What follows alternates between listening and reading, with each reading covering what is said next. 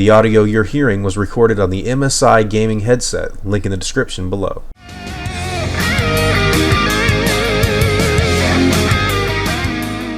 A popular fan theory that has been making its way around the internet in the past 16 years is that the Tyrannosaur that was killed in Jurassic Park 3 was the Infant Rex last seen in The Lost World. While we don't have any concrete evidence to associate the baby with the subadult that was killed in the third film, we do have a sarcastic comment from Matt Winston when asked about the fan theory, to which he replied, "Yes, it is. We're just making stuff up." I think this is a great time to talk about Jurassic Park fan theories and their relevance to canon, as well as how many different theories exist within the community. But first, let's discuss why the infant from The Lost World couldn't be the same Rex killed in Jurassic Park 3. The most important thing to note about these two animals is their color differences, with the baby from The Lost World being a mixture of green and brown, similar to his father, and the subadult in Jurassic Park 3 being a much brighter, solid green. The baby from The Lost World is also shown to live in an entirely different location on the island than the one in Part 3, and as such is unlikely to have been around that area of Sorna. In Jurassic Park 3, we are shown that the Spinosaur seems to be attracted to the territories of Tyrannosaurs, and may have come into contact with other Rexes before the event of the third film. But this animal lived in the northeastern side of the island, and resided very much so uninterrupted by any other apex predators, save for the nearly full-grown bull in the third movie. The infant lived with its parents in the southern part of Sorna,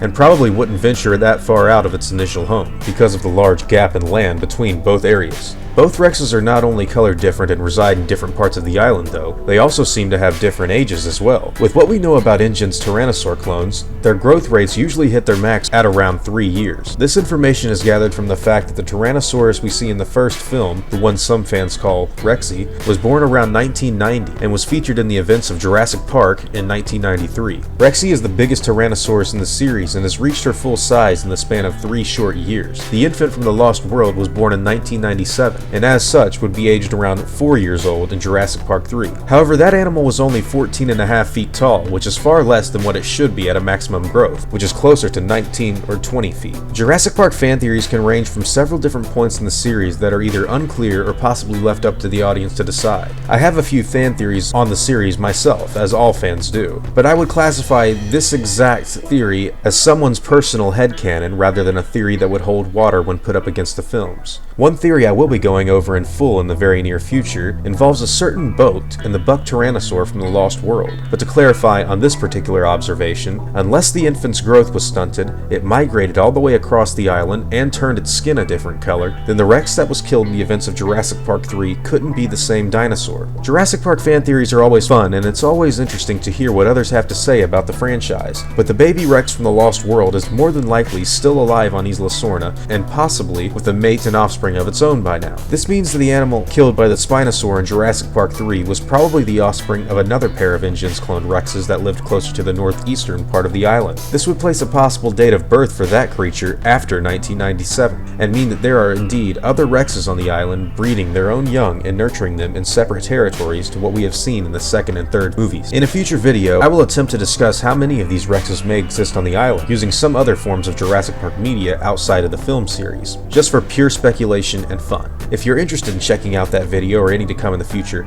make sure you subscribe to the channel so you keep up to date with my latest content. And if you enjoyed the video, I would appreciate a like. If we could get this video to hit 200 likes, my friend Tariq will create his own YouTube channel. As always guys, take it easy.